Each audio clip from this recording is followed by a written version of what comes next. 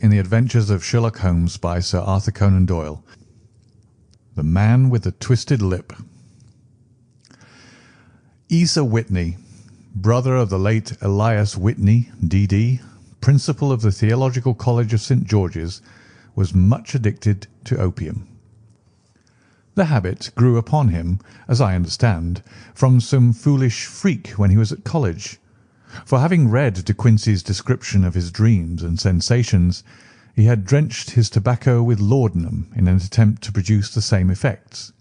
He found, as so many more have done, that the practice is easier to attain than to get rid of, and for many years he continued to be a slave to the drug, an object of mingled horror and pity to his friends and relatives. I can see him now, with yellow, pasty face, drooping lips, and pinpoint pupils, all huddled in a chair, the wreck and ruin of a noble man. One night, it was in June, '89, there came a ring to my bell, about the hour when a man gives his first yawn and glances at the clock. I sat up in my chair, and my wife laid her needlework down in her lap and made a little face of disappointment. "A patient," said she. "You'll have to go out." I groaned, for I was newly come back from a weary day. We heard the door open, a few hurried words, and then quick steps upon the linoleum. Our own door flew open, and a lady, clad in some dark-coloured stuff, with a black veil, entered the room. "You will excuse my calling so late," she began, and then suddenly losing her self-control, she ran forward, threw her arms about my wife's neck, and sobbed upon her shoulder. "Oh, I'm in such trouble!" she cried. "I do so want a little help." "Why?" said my wife, pulling up her veil. "It is Kate Whitney. How you startled me, Kate! I had not an idea who you were when you came in." "I didn't know what to do, so I came straight to you." That was always the way. Folk who were in grief came to my wife like birds to a lighthouse. "It was very sweet of you to come. Now you must have some wine and water, and sit here comfortably and tell us all about it. Or should you rather that I sent James off to bed?" "Oh, no, no. I want the doctor's advice and help too. It's about Isa. He has not been home for 2 days. I am so frightened about him." It was not the first time that she had spoken to us of her husband's trouble, to me as a doctor, to my wife as an old friend and school companion. We soothed and comforted her by such words as we could find. Did she know where her husband was? Was it possible that we could bring him back to her? It seems that it was. She had the surest information that of late he had, when the fit was on him, made use of an opium den in the farthest east of the city. Hitherto his orgies had always been confined to one day, and he had come back, twitching and shattered, in the evening. But now the spell had been upon him 48 hours, and he lay there, doubtless among the dregs of the docks, breathing in the poison or sleeping off the effects. There he was to be found, she was sure of it, at the Bar of Gold in Upper Swandam Lane. But what was she to do? How could she, a young and timid woman, make her way into such a place and pluck her husband out from among the ruffians who surrounded him? There was the case, and of course there was but one way out of it. Might I not escort her to this place? And then, as a second thought, why should she come at all? I was Isa Whitney's medical adviser, and as such I had influence over him. I could manage it better if I were alone. I promised her on my word that I would send him home in a cab within 2 hours, if he were indeed at the address which she had given me. And so in 10 minutes I had left my armchair and cheery sitting-room behind me, and was speeding eastward in a hansom on a strange errand, as it seemed to me at the time, though the future only could show how strange it was to be. But there was no great difficulty in the first stage of my adventure. Upper Swandam Lane is a vile alley lurking behind the high wharves which line the north side of the river to the east of London Bridge. Between a slop shop and a gin shop, Approached by a steep flight of steps leading down to a black gap like the mouth of a cave, I found the den of which I was in search.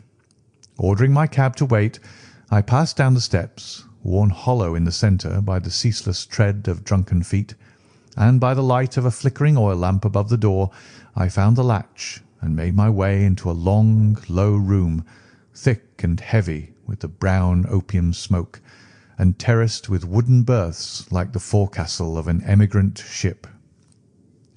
Through the gloom one could dimly catch a glimpse of bodies lying in strange, fantastic poses, bowed shoulders, bent knees, heads thrown back and chins pointing upward, with here and there a dark, lack-lustre eye turned upon the newcomer. Out of the black shadows there glimmered little red circles of light, now bright, now faint, as the burning poison waxed or waned in the bowls of the metal pipes.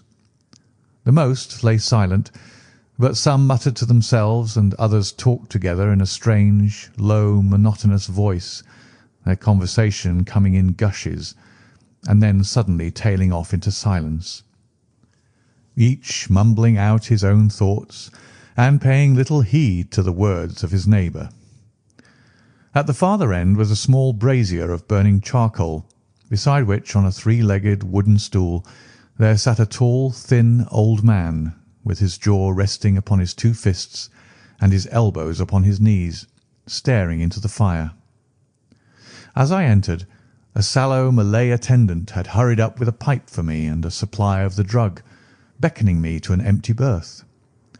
"Thank you, I have not come to stay," said I. "There is a friend of mine here, Mr. Ezer Whitney, and I wish to speak with him." There was a movement and an exclamation from my right, and peering through the gloom, I saw Whitney, pale, haggard, and unkempt, staring out at me.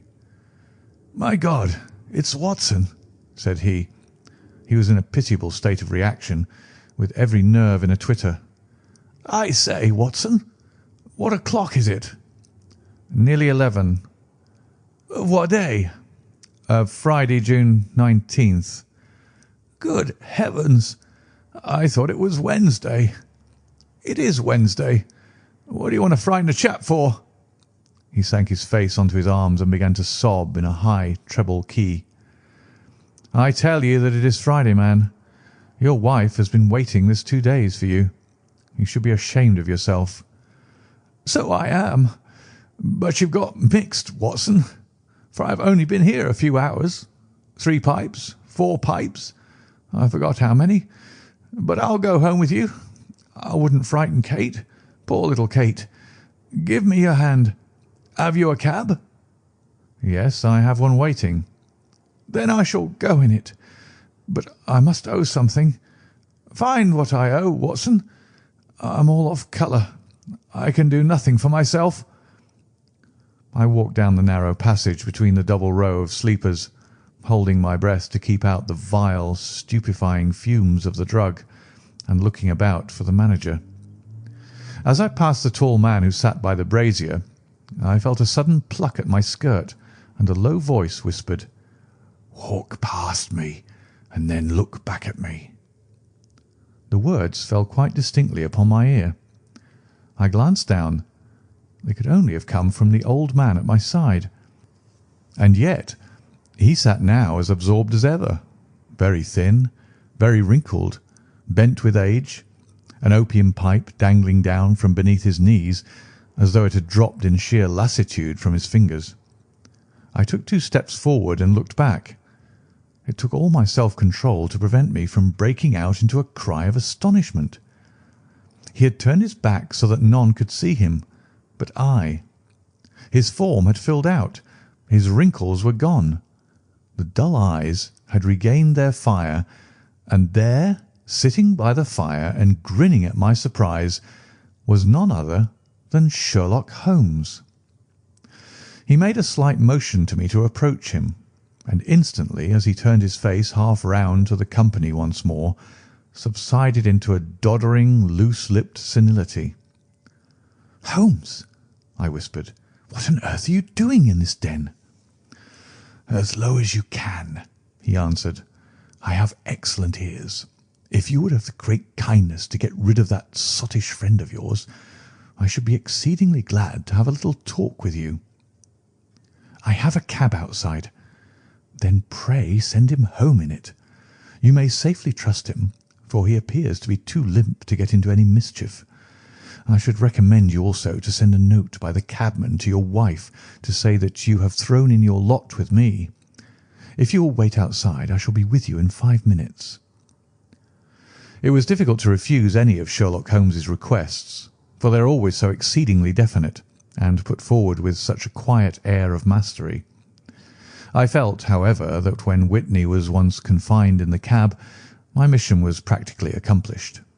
And for the rest, I could not wish anything better than to be associated with my friend in one of those singular adventures which were the normal condition of his existence.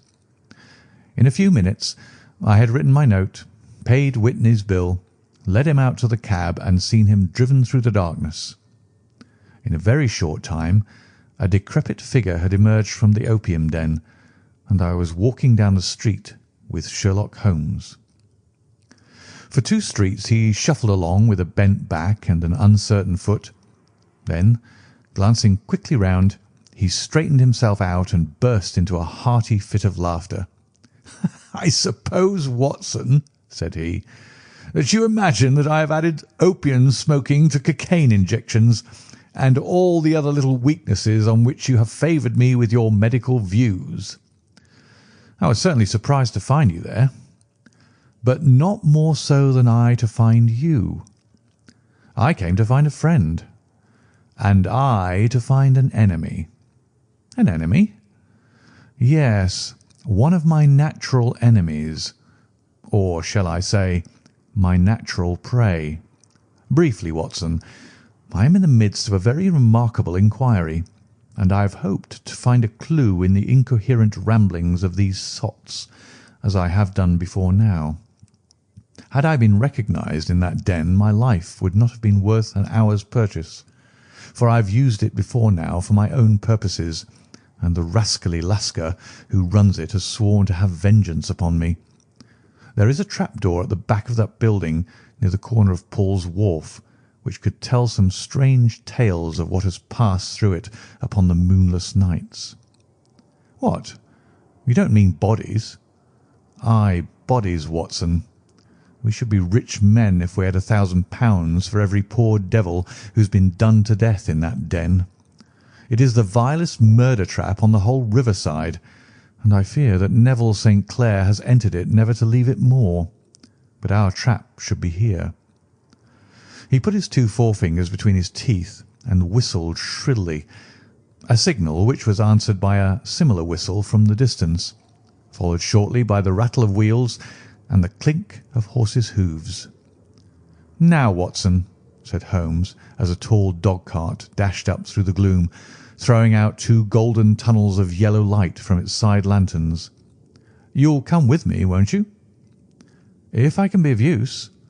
"Oh, a trusty comrade is always of use, and a chronicler still more so. My room at the Cedars is a double-bedded one." "The Cedars?" "Yes, that is Mr. St. Clair's house. I am staying there while I conduct the inquiry." "Where is it, then?" "Near Lee, in Kent. We have a 7-mile drive before us." "But I'm all in the dark." "Of course you are. You'll know all about it presently. Jump up here. All right, John, we shall not need you. Here's £half-a-crown. Look out for me tomorrow about 11. Give her her head. So long, then." He flicked the horse with his whip, and we dashed away through the endless succession of sombre and deserted streets, which widened gradually until we were flying across a broad balustraded bridge, with the murky river flowing sluggishly beneath us. Beyond lay another dull wilderness of bricks and mortar, its silence broken only by the heavy, regular footfall of the policeman, or the songs and shouts of some belated party of revellers. A dull wrack was drifting slowly across the sky, and a star or two twinkled dimly here and there through the rifts of the clouds. Holmes drove in silence, with his head sunk upon his breast, and the air of a man who is lost in thought, while I sat beside him, curious to learn what this new quest might be which seemed to tax his powers so sorely, and yet afraid to break in upon the current of his thoughts. We had driven several miles, and were beginning to get to the fringe of the belt of suburban villas, when he shook himself, shrugged his shoulders, and lit up his pipe with the air of a man who has satisfied himself that he is acting for the best. "You have a grand gift of silence, Watson," said he. "It makes you quite invaluable as a companion.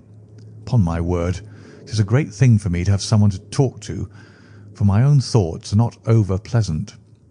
I was wondering what I should say to this dear little woman to-night when she meets me at the door." "You forget that I know nothing about it." "I shall just have time to tell you the facts of the case before we get to Lee. It seems absurdly simple, and yet somehow I can get nothing to go upon. There's plenty of thread, no doubt, but I can't get the end of it into my hand. Now, I'll state the case clearly and concisely to you, Watson, and maybe you can see a spark where all is dark to me." "Proceed, then." Some years ago, to be definite, in May 1884, there came to Lee a gentleman, Neville St. Clair by name, who appeared to have plenty of money. He took a large villa, laid out the grounds very nicely, and lived generally in good style. By degrees he made friends in the neighbourhood, and in 1887 he married the daughter of a local brewer, by whom he now has 2 children.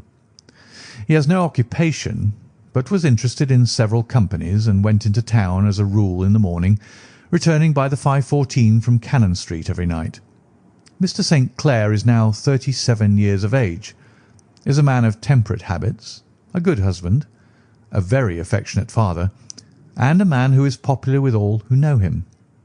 I may add that his whole debts at the present moment, as far as we have been able to ascertain, amount to £88 10s, while he has £220 standing to his credit in the Capital and Counties Bank.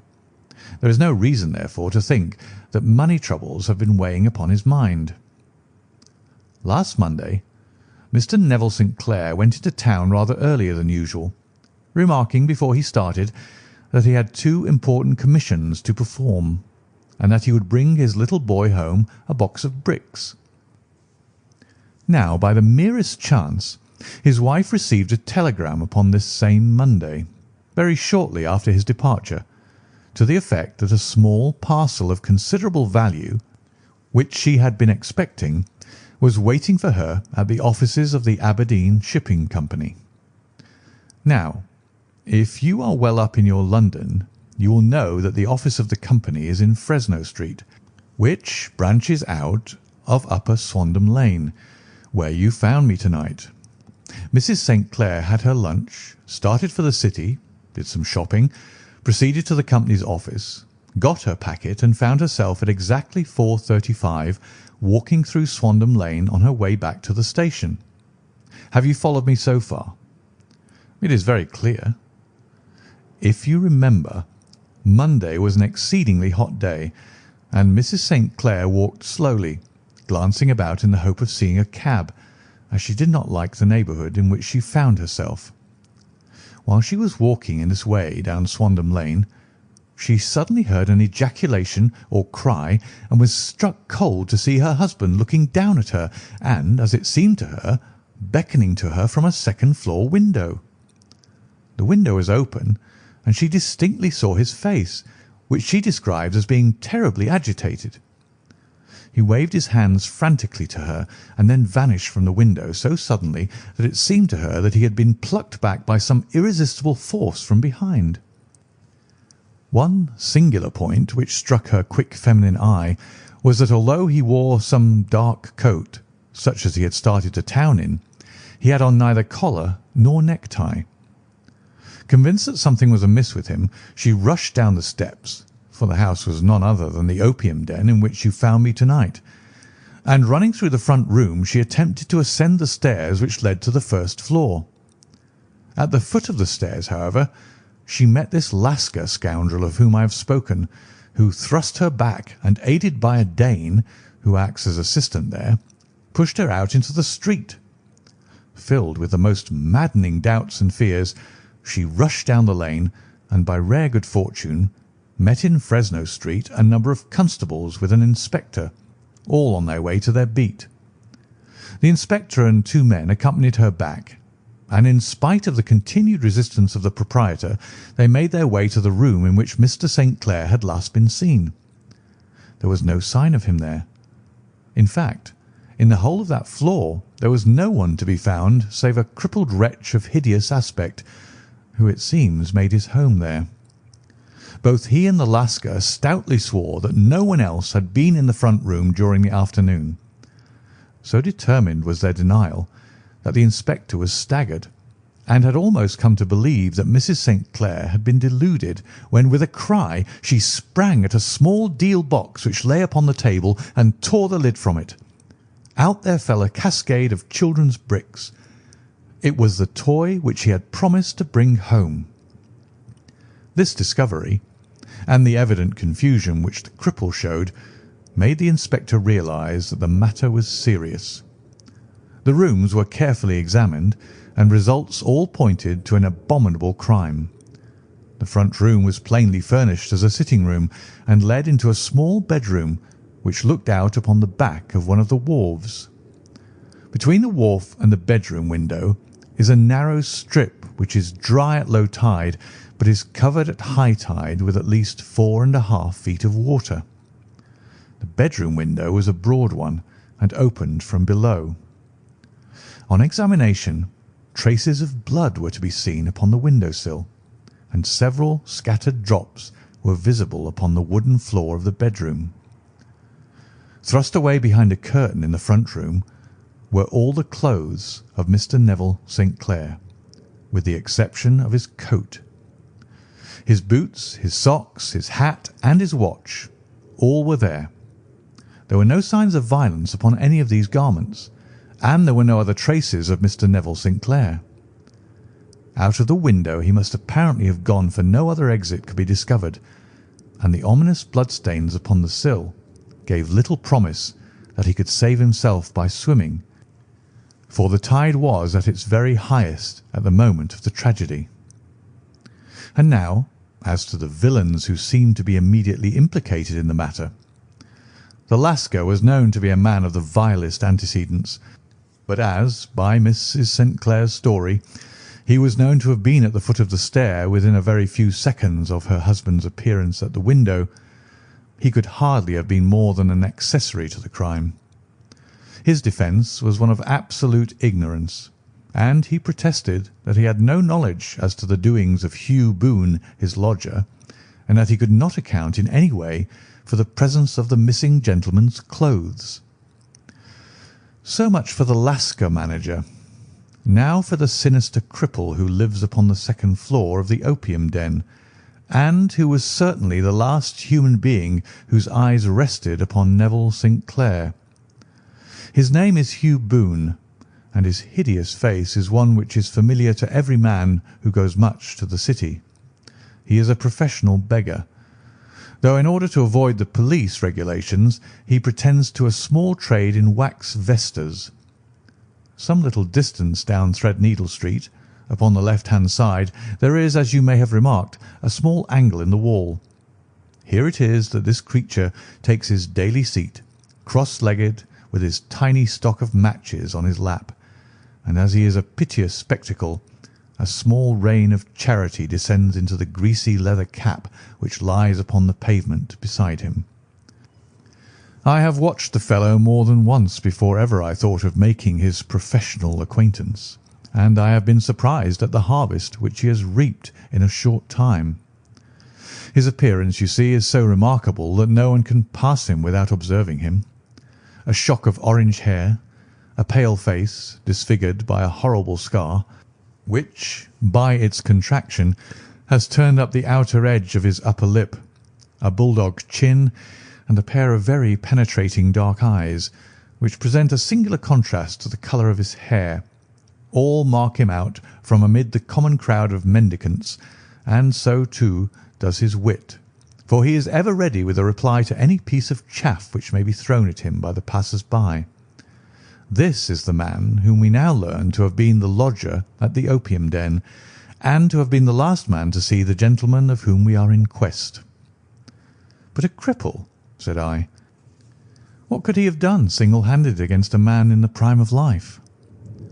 "He is a cripple in the sense that he walks with a limp, but in other respects he appears to be a powerful and well-nurtured man. Surely your medical experience would tell you, Watson, that weakness in one limb is often compensated for by exceptional strength in the others. Pray continue your narrative." "Mrs. St. Clair had fainted at the sight of the blood upon the window, and she was escorted home in a cab by the police, as her presence could be of no help to them in their investigations.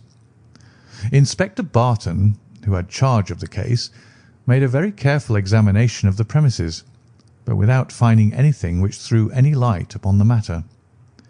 One mistake had been made in not arresting Boone instantly, as he was allowed some few minutes during which he might have communicated with his friend the Lascar, but this fault was soon remedied, and he was seized and searched without anything being found which could incriminate him. There were, it is true, some blood stains upon his right shirt sleeve, but he pointed to his ring finger, which had been cut near the nail, and explained that the bleeding came from there, adding that he had been to the window not long before, and that the stains which had been observed there came doubtless from the same source. He denied strenuously having ever seen Mr. Neville St. Clair, and swore that the presence of the clothes in his room was as much a mystery to him as to the police. As to Mrs. St. Clair's assertion that she had actually seen her husband at the window, he declared that she must have been either mad or dreaming. He was removed, loudly protesting, to the police station, while the inspector remained upon the premises in the hope that the ebbing tide might afford some fresh clue. And it did, though they hardly found upon the mud bank what they had feared to find. It was Neville St. Clair's coat, and not Neville St. Clair, which lay uncovered as the tide receded. And what do you think they found in the pockets? I cannot imagine. No, I don't think you would guess. Every pocket stuffed with pennies and halfpennies, 421 pennies and 270 halfpennies. It was no wonder that it had not been swept away by the tide. But a human body is a different matter. There is a fierce eddy between the wharf and the house. It seemed likely enough that the weighted coat had remained when the stripped body had been sucked away into the river. But I understand that all the other clothes were found in the room. Would the body be dressed in a coat alone? No, sir, but the facts might be met speciously enough. Suppose that this man Boone had thrust Neville St. Clair through the window. There is no human eye which could have seen the deed. What would he do then? It would, of course, instantly strike him that he must get rid of the tell-tale garments. He would seize the coat then, and be in the act of throwing it out, when it would occur to him that it would swim and not sink. He has little time, for he has heard the scuffle downstairs when the wife tried to force her way up, and perhaps he has already heard from his Lascar confederate that the police are hurrying up the street. There is not an instant to be lost. He rushes to some secret hoard where he has accumulated the fruits of his beggary, and he stuffs all the coins upon which he can lay his hands into the pockets to make sure of the coat's sinking. He throws it out, and would have done the same with the other garments had not he heard the rush of steps below and only just had time to close the window when the police appeared. It certainly sounds feasible. Well, we will take it as a working hypothesis for want of a better. Boone, as I have told you, was arrested and taken to the station, but it could not be shown that there had ever before been anything against him. He had for years been known as a professional beggar, but his life appeared to have been a very quiet and innocent one. There the matter stands at present, and the questions which have to be solved, what Neville St. Clair was doing in the opium den, what happened to him when there, where is he now, and what Hugh Boone had to do with his disappearance, are all as far from a solution as ever. I confess that I cannot recall any case within my experience which looked at the first glance so simple, and yet which presented such difficulties. While Sherlock Holmes had been detailing this singular series of events, we had been whirling through the outskirts of the great town until the last straggling houses had been left behind, and we rattled along with a country hedge upon either side of us. Just as he finished, however, we drove through two scattered villages, where a few lights still glimmered in the windows. "We are on the outskirts of Lee," said my companion.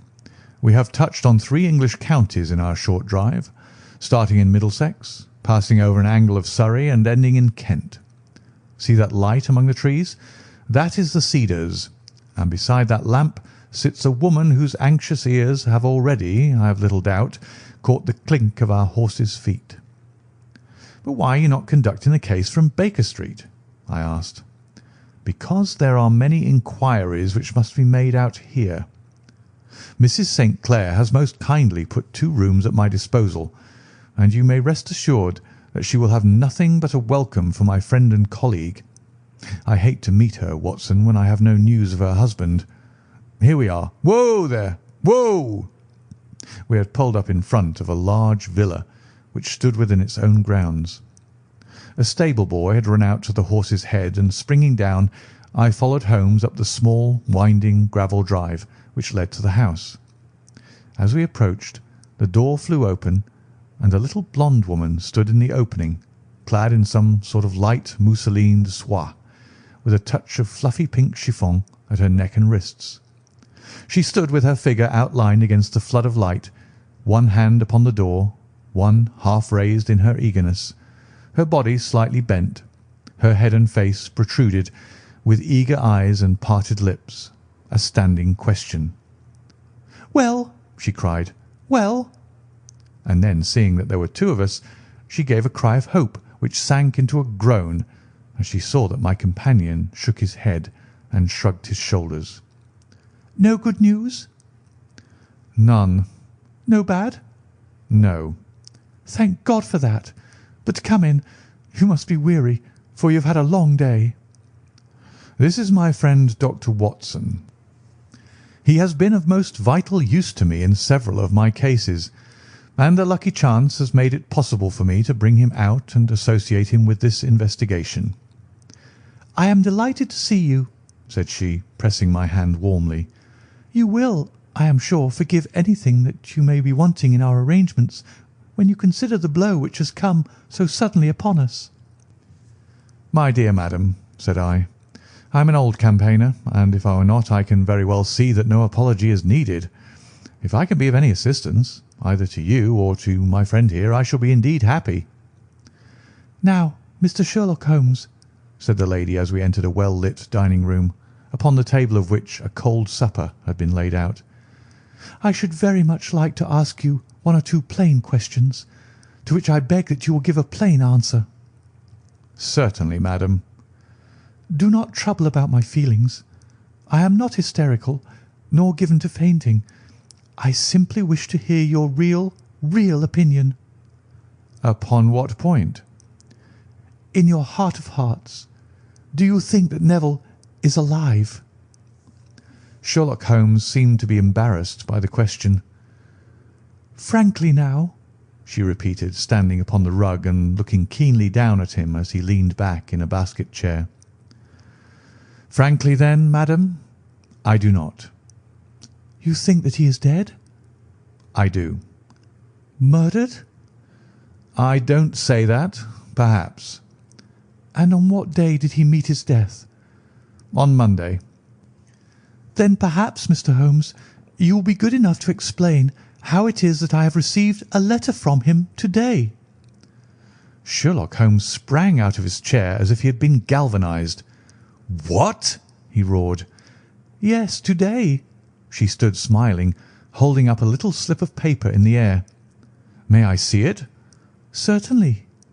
He snatched it from her in his eagerness, and smoothing it out upon the table, he drew over the lamp and examined it intently. I had left my chair and was gazing at it over his shoulder.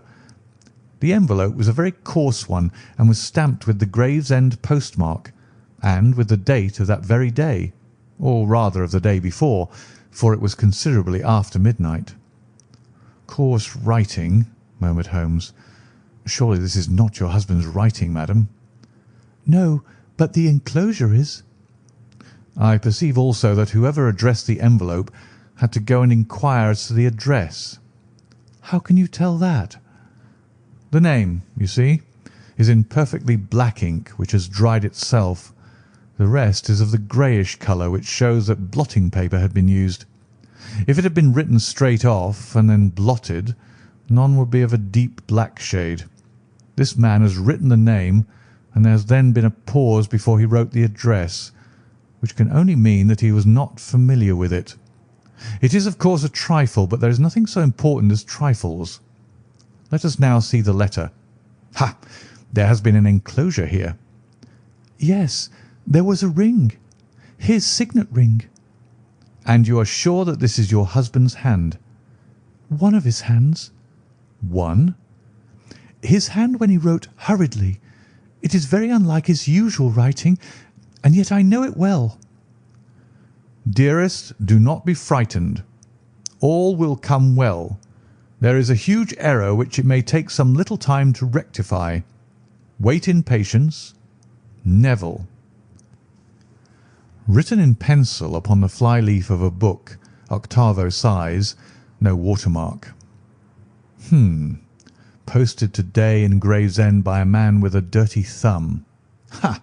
And the flap has been gummed, if I am not very much in error, by a person who had been chewing tobacco. "And you have no doubt that it is your husband's hand, madam?" "None. Neville wrote those words." "And they were posted to-day at Gravesend. Well, Mrs. St. Clair, the clouds lighten, though I should not venture to say that the danger is over." "But he must be alive, Mr. Holmes." "Unless this is a clever forgery to put us on the wrong scent. The ring, after all, proves nothing. It may have been taken from him." No, it is his very own writing." "Very well. It may, however, have been written on Monday and only posted to-day." "That is possible." "If so, much may have happened between." "Oh, you must not discourage me, Mr. Holmes. I know that all is well with him.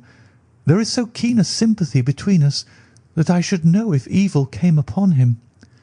On the very day that I saw him last, he cut himself in the bedroom, and yet I in the dining-room rushed upstairs instantly with the utmost certainty that something had happened. Do you think that I would respond to such a trifle and yet be ignorant of his death?" "I have seen too much to know that the impression of a woman may be more valuable than the conclusion of an analytical reasoner. And in this letter you certainly have a very strong piece of evidence to corroborate your view. But if your husband is alive and able to write letters, why should he remain away from you?" "I cannot imagine. It is unthinkable." "And on Monday he made no remarks before leaving you?" "No." "And you were surprised to see him in Swandam Lane?" "Very much so." "Was the window open?" "Yes." "Then he might have called to you?" "He might." "He only, as I understand, gave an inarticulate cry?" "Yes." "A call for help, you thought?" "Yes, he waved his hands." "But it might have been a cry of surprise. Astonishment at the unexpected sight of you might cause him to throw up his hands." "It is possible." "And you thought he was pulled back?" "He disappeared so suddenly." "He might have leapt back. You did not see anyone else in the room?" "No, but this horrible man confessed to having been there, and the Lascar was at the foot of the stairs." "Quite so. Your husband, as far as you could see, had his ordinary clothes on?" "But without his collar or tie. I distinctly saw his bare throat." "Had he ever spoken of Swandam Lane?" "Never." "Had he ever showed any signs of having taken opium?" "Never." "Thank you, Mrs. St. Clair. Those are the principal points about which I wish to be absolutely clear. We shall now have a little supper and then retire, for we may have a very busy day tomorrow." A large and comfortable double-bedded room had been placed at our disposal, and I was quickly between the sheets, for I was weary after my night of adventure. Sherlock Holmes was a man, however, who, when he had an unsolved problem upon his mind, would go for days and even a week without rest, turning it over, rearranging his facts, looking at it from every point of view until he had either fathomed it or convinced himself that his data were insufficient. It was soon evident to me that he was now preparing for an all-night sitting. He took off his coat and waistcoat, put on a large blue dressing-gown, and then wandered about the room collecting pillows from his bed and cushions from the sofa and armchairs. With these he constructed a sort of Eastern divan, upon which he perched himself cross-legged, with an ounce of shag tobacco and a box of matches laid out in front of him. In the dim light of the lamp I saw him sitting there, an old briar pipe between his lips, his eyes fixed vacantly upon the corner of the ceiling, the blue smoke curling up from him, silent, motionless, with the light shining upon his strong-set aquiline features. So he sat as I dropped off to sleep, and so he sat when a sudden ejaculation caused me to wake up, and I found the summer sun shining into the apartment. The pipe was still between his lips, the smoke still curled upward, and the room was full of a dense tobacco haze, but nothing remained of the heap of shag which I had seen upon the previous night. "Awake, Watson?" he asked. "Yes." "Game for a morning drive?" "Certainly." "Then dress. No one is stirring yet, but I know where the stable boy sleeps, and we shall soon have the trap out." He chuckled to himself as he spoke, his eyes twinkled, and he seemed a different man to the sombre thinker of the previous night. As I dressed I glanced at my watch. It was no wonder that no one was stirring. It was 25 minutes past 4. I had hardly finished when Holmes returned with the news that the boy was putting in the horse. "I want to test a little theory of mine," said he, pulling on his boots. "I think, Watson, that you are now standing in the presence of one of the most absolute fools in Europe. I deserve to be kicked from here to Charing Cross, but I think I have the key of the affair now." "And where is it?" I asked, smiling. "In the bathroom," he answered. "Oh, yes, I am not joking," he continued, seeing my look of incredulity. "I have just been there, and I have taken it out, and I have got it in this Gladstone bag. Come on, my boy, and we shall see whether it will not fit the lock." We made our way downstairs as quietly as possible and out into the bright morning sunshine. In the road stood our horse and trap, with the half-clad stable boy waiting at the head. We both sprang in, and away we dashed down the London road. A few country carts were stirring, bearing in vegetables to the metropolis, but the lines of villas on either side were as silent and lifeless as some city in a dream. "It has been in some points a singular case," said Holmes, flicking the horse on into a gallop. "I confess that I have been as blind as a mole, but it is better to learn wisdom late than never to learn it at all." In town the earliest risers were just beginning to look sleepily from their windows as we drove through the streets of the Surrey side. Passing down the Waterloo Bridge Road, we crossed over the river, and dashing up Wellington Street, wheeled sharply to the right and found ourselves in Bow Street. Sherlock Holmes was well known to the force, and the two constables at the door saluted him. One of them held the horse's head, while the other led us in. "Who is on duty?" asked Holmes. "Inspector Bradstreet, sir." "Ah, Bradstreet. How are you?" A tall, stout official had come down the stone-flagged passage in a peaked cap and frogged jacket. "I wish to have a quiet word with you, Bradstreet." "Certainly, Mr. Holmes. Step into my room here." It was a small office-like room with a huge ledger upon the table and a telephone projecting from the wall. The inspector sat down at his desk.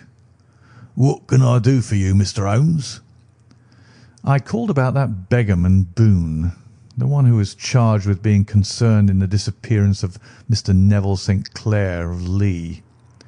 "Yes, he was brought up and remanded for further inquiries." "So I heard. You have him here?" "In the cells." "Is he quiet?" "Oh, he gives no trouble, but he is a dirty scoundrel." "Dirty?" "Yes, it's all we can do to make him wash his hands, and his face is as black as a tinker's. Well, once his case has been settled, he'll have a regular prison bath, and I think, if you saw him, you'd agree with me that he needed it." "I should like to see him very much." "Would you? That's easily done.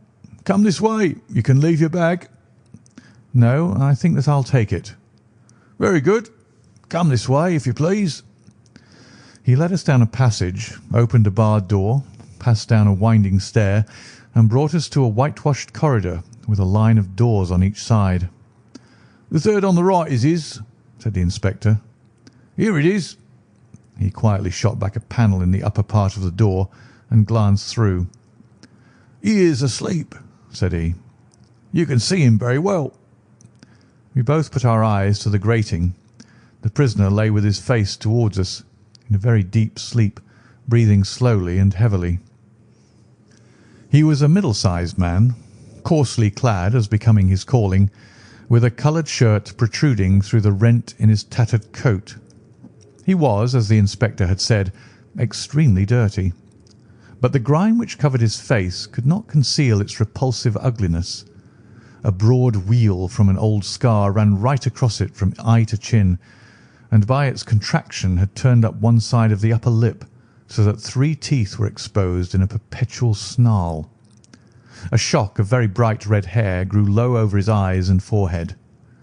"He's a beauty, isn't he?" said the inspector. "He certainly needs a wash," remarked Holmes. "I had an idea that he might, and I took the liberty of bringing the tools with me."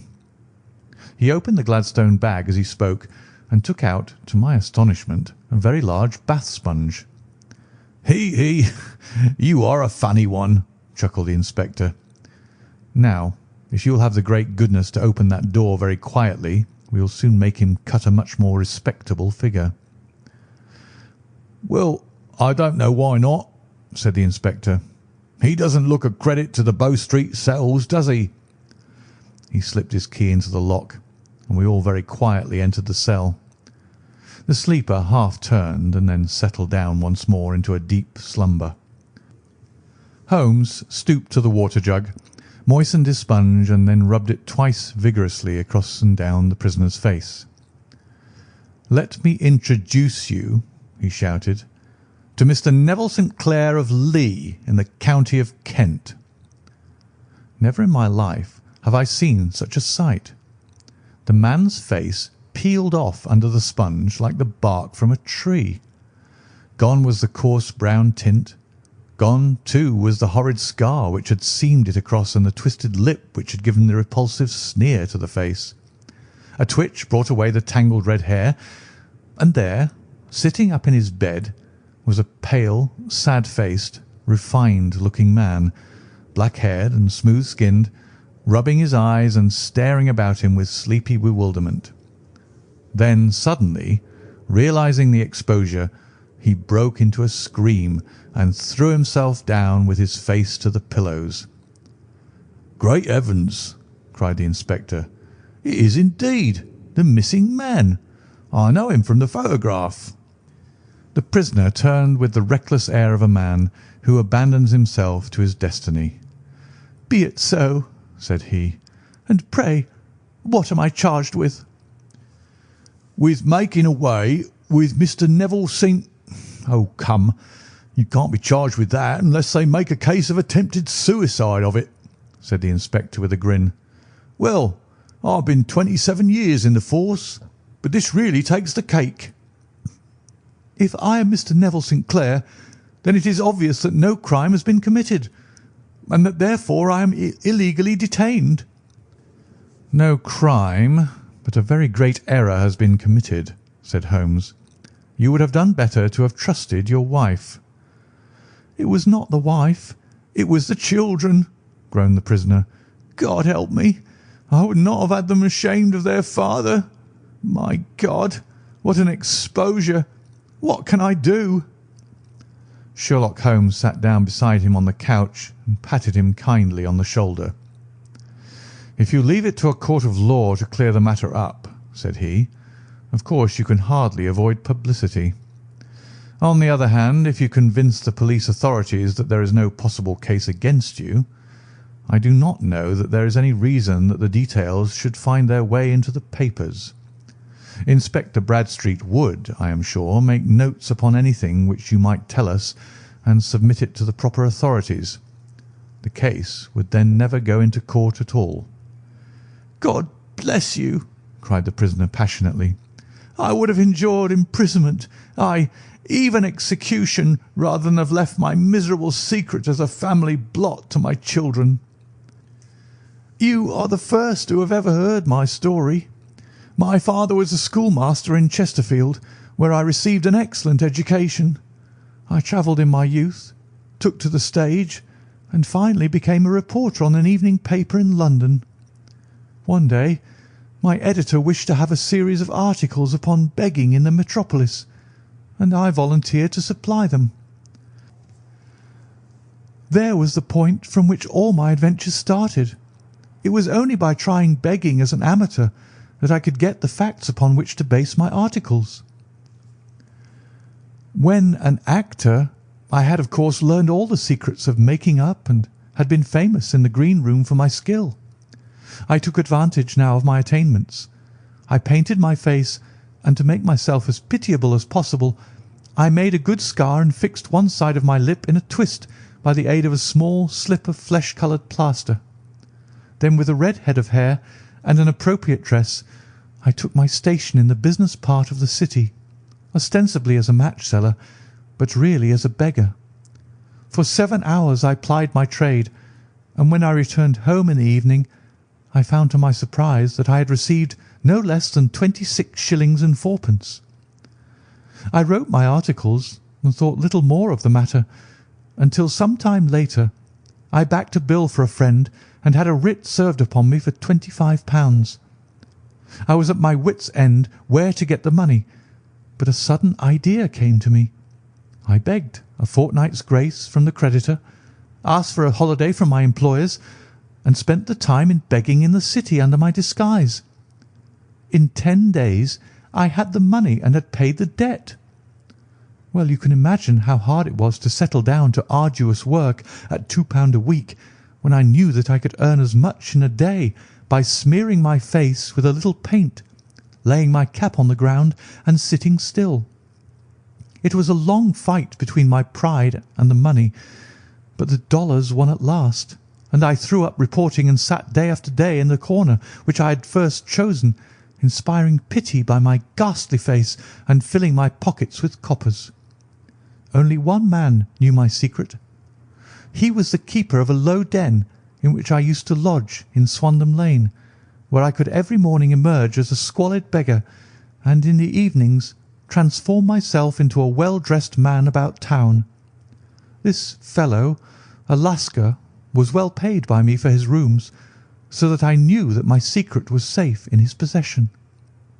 Well, very soon I found that I was saving considerable sums of money.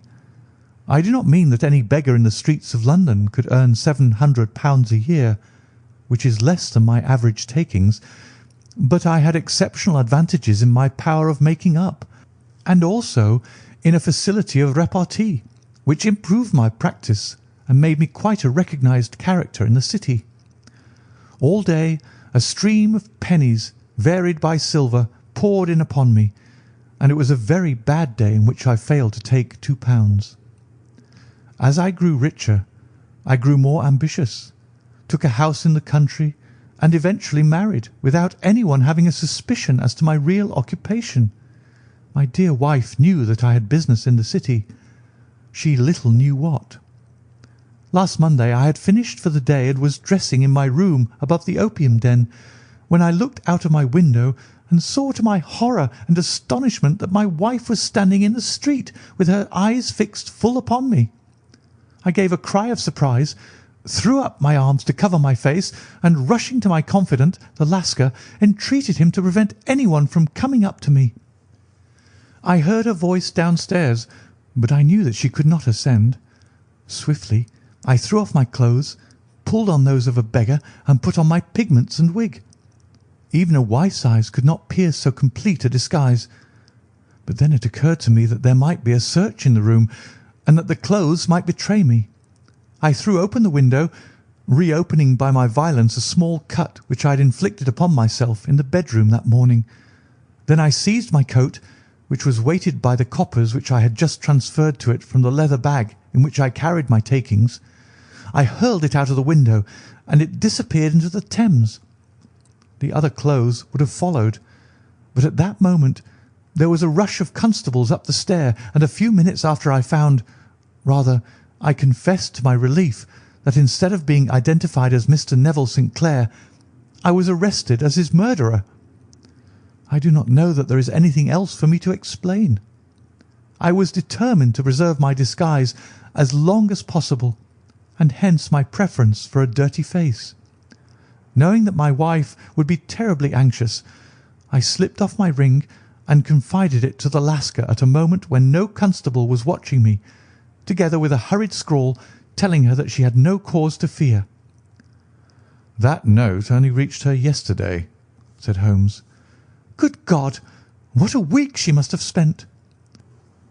"The police have watched this Lascar," said Inspector Broadstreet, "and I can quite understand that he might find it difficult to post a letter unobserved. Probably he handed it to some sailor customer of his who forgot all about it for some days." "That was it," said Holmes, nodding approvingly. "I have no doubt of it. But have you never been prosecuted for begging?" "Many times, but what was a fine to me?" "It must stop here, however," said Broadstreet. "If the police are to hush this thing up, there must be no more of Hugh Boone." "I have sworn it by the most solemn oaths which a man can take." "In that case, I think that it is probable that no further steps may be taken. But if you are found again, then all must come out. I am sure, Mr. Holmes, that we are very much indebted to you for having cleared the matter up. I wish I knew how you reached your results." "I reached this one," said my friend, "by sitting upon 5 pillows and consuming an ounce of shag. I think, Watson, that if we drive to Baker Street, we shall just be in time for breakfast."